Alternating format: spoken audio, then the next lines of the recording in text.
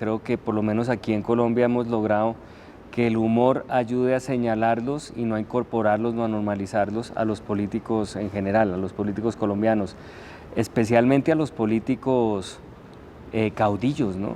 A los que de verdad les duele el humor, porque mientras más mesiánico y más caudillo el político, más lo desnuda el humor, más demuestra uno a través del humor que es un ser humano ordinario y común y corriente y común a cualquier otro.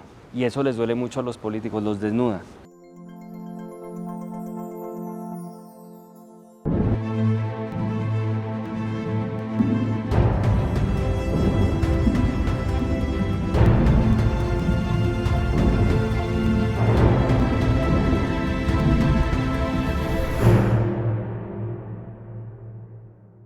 Hola amigos de Diario Criterio, bienvenidos a esta entrevista con el columnista, periodista, bueno y hasta escritor de obras de teatro y youtuber Daniel Saper. Hola Daniel, ¿cómo estás? ¿Qué más? Encantado de estar por acá en Criterio. ¿Cómo vamos? Bien Daniel, gracias por invitarnos al set de tu muy prestigiosa y exitosa obra de teatro, con P de Colombia. Muy bienvenido siempre, aquí hay un rincón para ustedes siempre. Gracias Daniel.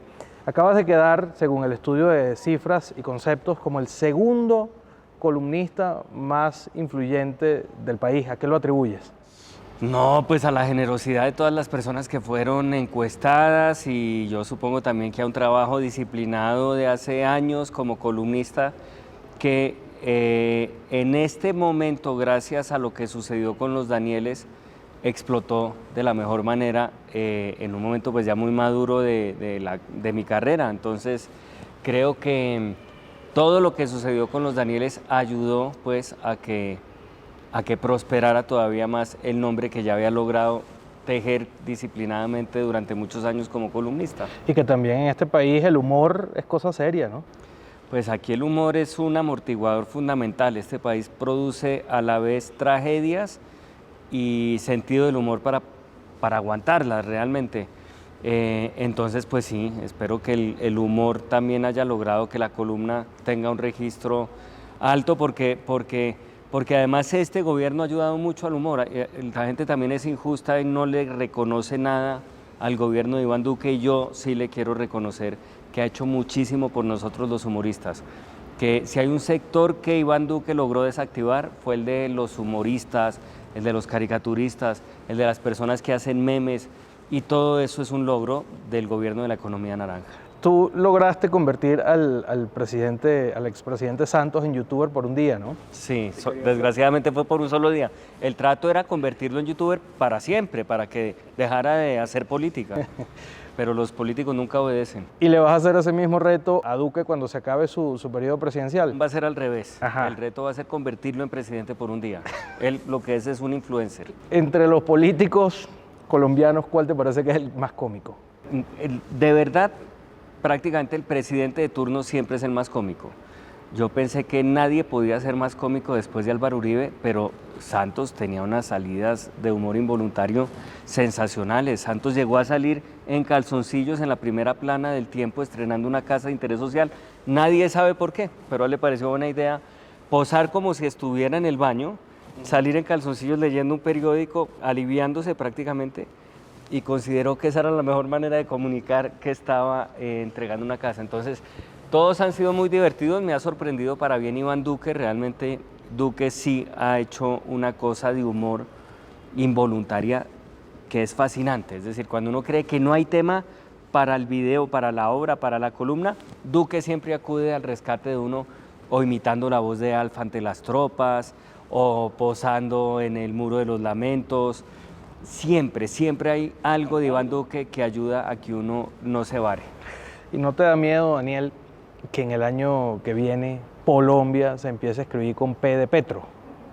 Pues hasta ahora no lo veo. Creo que Petro ha mostrado que tiene una resistencia muy alta y un techo que le impide hasta ahora ganar en primera vuelta, como sería pienso yo, su única opción de triunfo, ¿no? Ganar de una vez en primera vuelta, porque el miedo que él despierta en muchos sectores hará que suceda lo de la vez pasada, y es que el antipetrismo termine eligiendo al candidato que lo enfrente.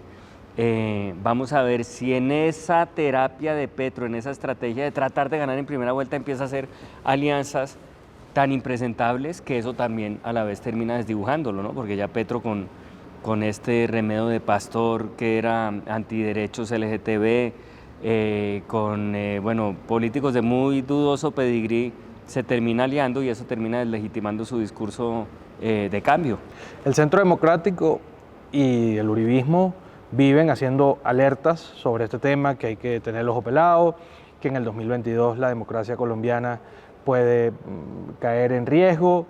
¿Tú tienes alguna preocupación con la elección del 2022? Pues yo creo que ellos se han hecho toda una construcción en torno a que Petro es igual a Venezuela. También creo que Petro ha podido desmontar con más facilidad todas esas cosas, siendo mucho más claro en algunos aspectos, diciendo a las claras que va a entregar el poder rápidamente, bueno, explicando un poco el alcance de algunas medidas.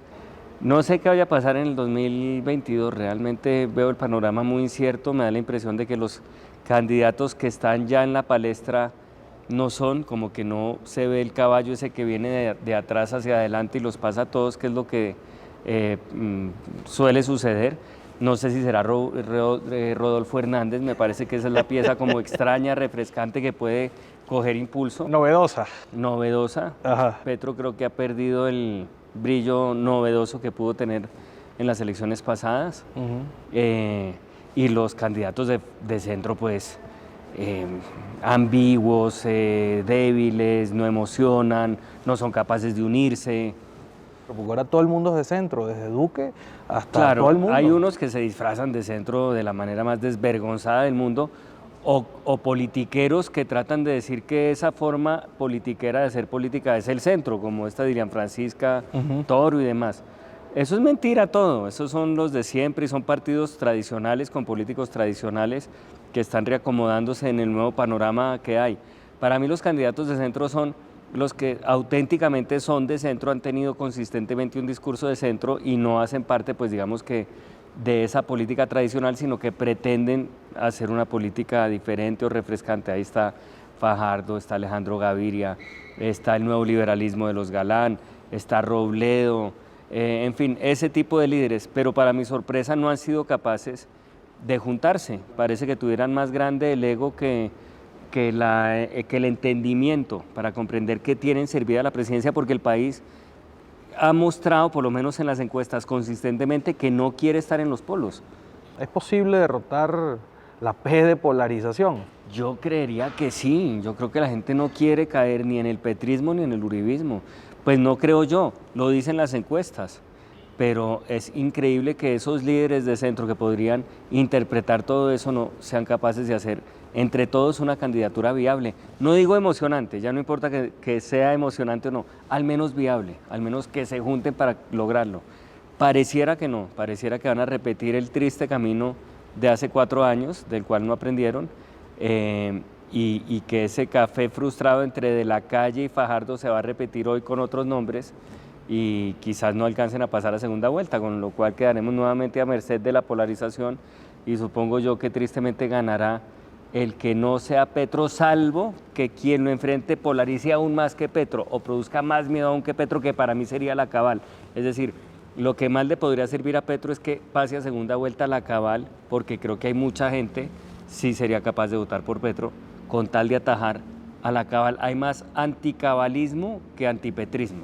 El presidente Uribe, cuando salió la decisión de la Corte Constitucional, no le gustó mucho la decisión y dijo que él iba a un diálogo con su ser para buscar más una fortaleza espiritual, ¿no? Espiritual, sí. Para sobrellevar este tipo de cosas. ¿Tú crees que estamos en vamos a ver una nueva versión del presidente Uribe? Sí, es el Uribe místico, el Uribe monje, ese Uribe espiritual que no cree ya en los huesitos y en las carnitas, sino en su ser, en su almita, en su propia almita. Entonces, muy bonito eso. Ellos tienen como tener recursos espirituales. Bueno, Oscar Iván Zuluaga tenía un gerente espiritual en su campaña. Podría vincularlo a este nuevo proceso del Uribe Zen, el Uribe místico, Fíjate. que va a ser tan bonito para Colombia. Interesante.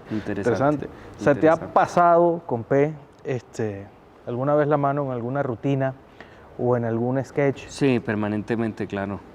Ese es el riesgo de los humoristas siempre, que a uno se le vaya la mano. No a la manera de Germán Vargas Lleras, sino...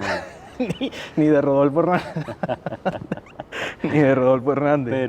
Pero sí que a uno se le vaya la mano, claro, y los que hacemos humor y tratamos de tantear hasta los límites del humor, pues corremos ese riesgo siempre, y siempre he creído yo que el mayor castigo a un humorista es que se queme con el voltaje de sus propios chistes, o sea, que el chiste impresione a la audiencia, que no le guste, que se ha pasado, y eso naturalmente me ha pasado, y más de una vez, claro, desgraciadamente. Fíjate, Daniel, el humor a ti te ha servido mucho para ser una persona que llegue a distintas audiencias, para ser una persona influyente, reconocida, respetada aquí en Colombia. Pero yo te quería preguntar si el tema del humor en este tipo de países no es un arma de doble filo. Y me refiero a que cuando nos reímos tanto de nuestras propias tragedias, no corremos el riesgo de no tomarnos en serio lo que nos está pasando. Puede pasar que el humor ayude a normalizarlas o a incorporarlas, eso es verdad.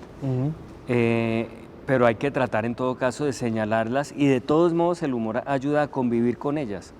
Es que de verdad yo creo que el gobierno de Duque sin la posibilidad de hacer memes de Duque habría sido infernal, insoportable. El humor al final es una manera de respirar, como de desinfectar un poco la sociedad.